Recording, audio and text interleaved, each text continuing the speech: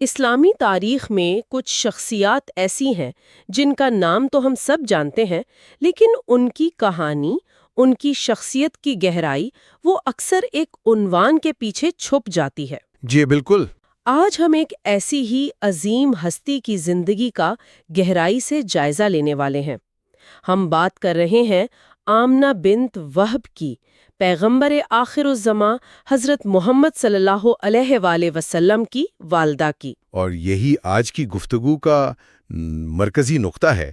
ہمارا مقصد صرف تاریخی واقعات کی ایک فہرست پیش کرنا نہیں ہے کہ وہ کب پیدا ہوئیں اور کب انتقال کر گئیں۔ صحیح۔ ہم یہ سمجھنے کی کوشش کریں گے کہ وہ اپنے دور کے سماجی اور ثقافتی منظر نامے میں کیا حیثیت رکھتی تھیں۔ یہ صرف ایک ماں کی کہانی نہیں بلکہ ایک ایسی خاتون کی کہانی ہے جس نے اپنی مختصر زندگی میں غیر معمولی ہمت اور وقار کا مظاہرہ کیا۔ بالکل۔ تو آئیے اس کہانی کی تہوں کو کھولتے ہیں۔ ہمارے پاس جو مواد ہے وہ ان کی سوانح عمری آمنہ بنت وہب کی عظیم میراث سے لیا گیا ہے۔ تو شروعات کرتے ہیں ان کے تعارف سے۔ وہ کون تھیں؟ کس پس منظر سے تعلق رکھتی تھیں؟ آمنہ بنت وہب کا تعلق قریش کے ایک بہت ہی معزز قبیلہ بنو زہرہ سے تھا۔ جی۔ وہ تقریباً 549 عیسوی میں مکہ میں پیدا ہوئیں۔ اب دیکھیں، اس دور کے مکہ میں قبیلہ ہی سب کچھ تھا۔ اچھا۔ آپ کی عزت، آپ کا مقام، آپ کی حفاظت، سب کچھ آپ کے قبیلے سے جڑا ہوا تھا۔ اور بنو زہرہ تو کوئی عام قبیلہ نہیں تھا۔ ذرائع بتاتے ہیں کہ وہ قریش کے اندر اپنی سفارتی حکمت اور پرامن طبیعت کی وجہ سے جانے جاتے تھے، جی، جو کہ بنو ہاشم یعنی حضرت عبداللہ کے قبیلے کے مقابلے میں ایک مختلف شناخت تھی۔ بنو ہاشم زیادہ سیاسی طور پر متحرک تھے۔ آپ نے بہت اہم نقطہ اٹھایا۔ یہ شادی صرف دو افراد کا ملاپ نہیں تھی، بلکہ یہ قریش کی دو بڑی اور مختلف مزاج رکھنے والی شاخوں کا ایک اہم سنگم بھی تھا۔ صحیح۔ بنو زہرہ کی شرافت اور بنو ہاشم کی قیادت کا امتزاج، اور اس کے مرکز میں تھیں حضرت آمنہ، جو اپنے قبیلے کی بہترین صفات کی عکاس تھیں۔ انہیں ان کی حیا اور وقار کی وجہ سے قریش کی کلی بھی کہا جاتا تھا۔ اور دوسری طرف تھے عبداللہ بن عبد المطلب، جو نہ صرف قریش کے سردار کے بیٹے تھے بلکہ اپنے کردار کی وجہ سے پورے مکہ میں مشہور تھے۔ تو یہ واقعی ایک مثالی جوڑی تھی۔ جی، لیکن یہ خوشی اور ساتھ بہت مختصر ثابت ہوا۔ جی، شادی کے کچھ ہی عرصے بعد حضرت عبداللہ ایک تجارتی قافلے کے ساتھ شام روانہ ہو گئے۔ یہ اس دور کی معیشت کا حصہ تھا، لیکن ہر سفر خطرات سے بھرا ہوتا تھا۔ بالکل۔ واپسی پر وہ یثرب یعنی آج کے مدینہ میں اپنے ننیھالی رشتہ داروں کے پاس رکے اور وہیں بیمار ہو کر انتقال کر گئے۔ اور یہ واقعہ اس وقت پیش آیا جب حضرت آمنہ امید سے تھیں۔ یہ بات مجھے ہمیشہ سوچنے پر مجبور کرتی ہے۔ جی، یہ صرف ایک جذباتی صدمہ نہیں تھا، یہ ان کے کردار کا پہلا اور شاید سب سے بڑا امتحان تھا۔ یہاں ان کے صبر کا مطلب صرف خاموشی سے غم سہنا نہیں تھا، بلکہ ایک آنے والی زندگی کی ذمہ داری کے لیے خود کو سنبھالنا تھا۔ بالکل، اور ہمیں اس دور کے سماجی ڈھانچے کو بھی ذہن میں رکھنا چاہیے۔ ایک نوجوان بیوہ جو امید سے ہو، اس کی حیثیت کیا رہ جاتی تھی؟ اس کی معاشی اور سماجی کمزوری کا تصور کریں۔ یہ ایک بہت بڑا چیلنج تھا، لیکن یہیں پر ان کی غیر معمولی شخصیت سامنے آتی ہے۔ اسلامی روایات کے مطابق اس شدید غم اور تنہائی کے عالم میں انہیں روحانی طور پر سہارا دیا گیا۔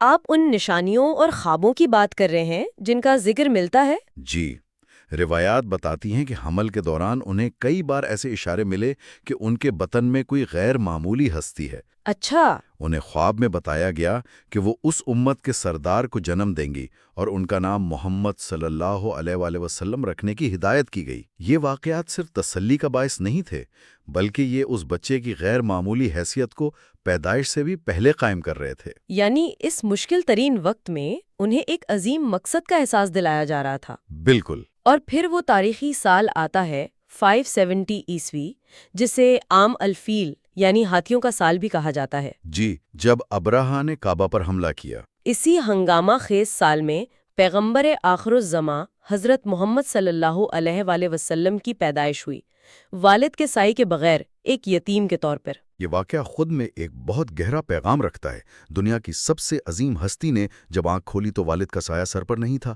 حضرت آمنہ نے اس بچے کی پرورش کی ذمہ داری اکیلے اٹھائی۔ لیکن اس دور میں پرورش کا تصور آج سے بہت مختلف تھا۔ بہت مختلف تھا۔ آپ عربوں کی اس روایت کی طرف اشارہ کر رہے ہیں کہ بچوں کو پیدائش کے بعد صحرا میں دایا کے حوالے کر دیا جاتا تھا۔ جی ہاں، اور یہ روایت صرف صحت مند آب و ہوا یا خالص عربی زبان سیکھنے تک محدود نہیں تھی، جیسا کہ عام طور پر سمجھا جاتا ہے۔ اچھا، اس کے پیچھے ایک گہری نفسیاتی اور تربیتی حکمت تھی۔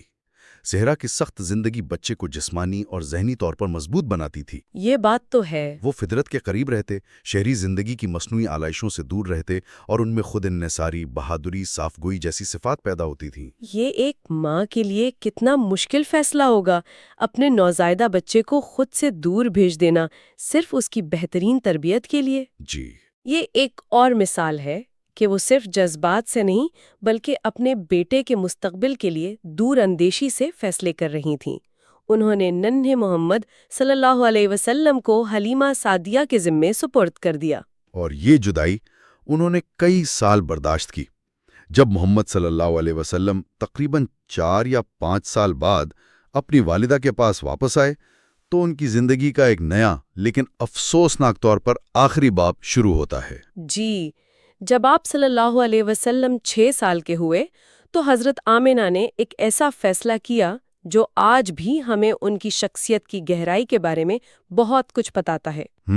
وہ اپنے بیٹے کو لے کر مکہ سے یثرب یعنی مدینہ کے سفر پر روانہ ہوئیں۔ اور یہ کوئی آسان سفر نہیں تھا۔ یہ سینکڑوں کلومیٹر کا صحرا کے بیچ اونٹوں پر کیا جانے والا ایک طویل اور تھکا دینے والا سفر تھا۔ بالکل۔ اس سفر کا مقصد صرف رشتہ داروں سے ملنا نہیں تھا، اس کے پیچھے ایک گہرا مقصد تھا۔ وہ اپنے بیٹے کو اس کی جڑوں سے جوڑنا چاہتی تھیں۔ اچھا۔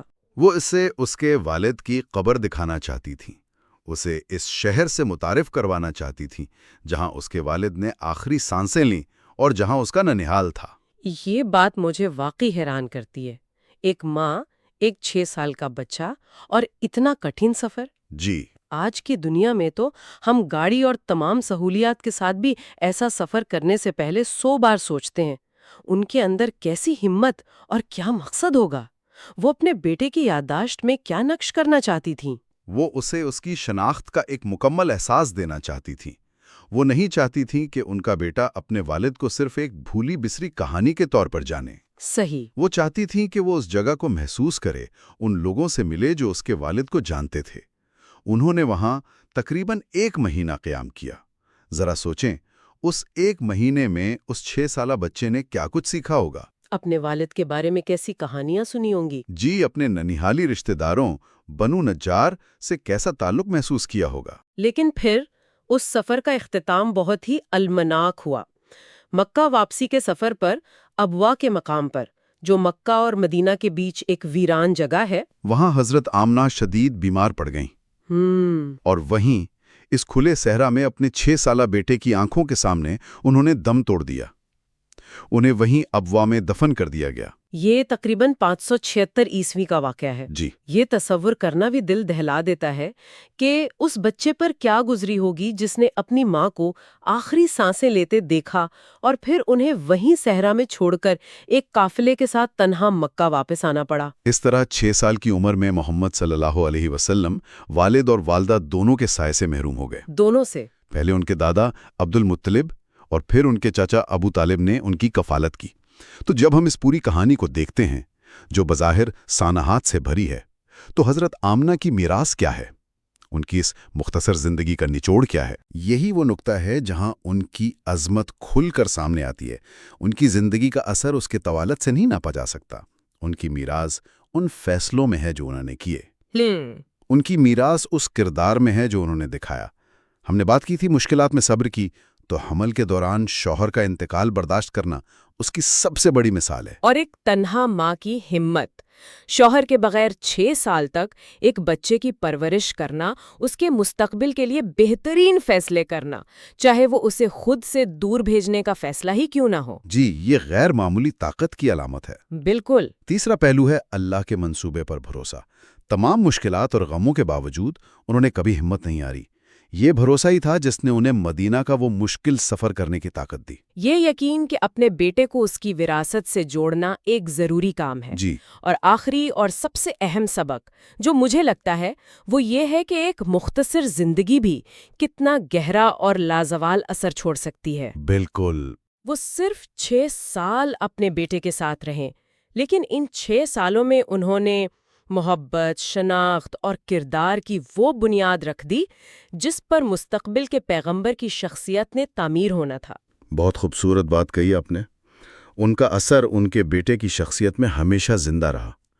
نبی کریم صلی اللہ علیہ وآلہ وسلم کی یتیموں، بیواؤں اور کمزوروں کے لیے جو شفقت تھی، اس کی جڑیں کہیں نہ کہیں ان کے اپنے بچپن کے تجربات میں پیوست تھی۔ صحیح۔ وہ اپنی والدہ کو ہمیشہ یاد کرتے تھے۔ ایک بار سفر کے دوران جب وہ ابوا سے گزرے تو وہ اپنی والدہ کی قبر پر رکے اور بہت روئے۔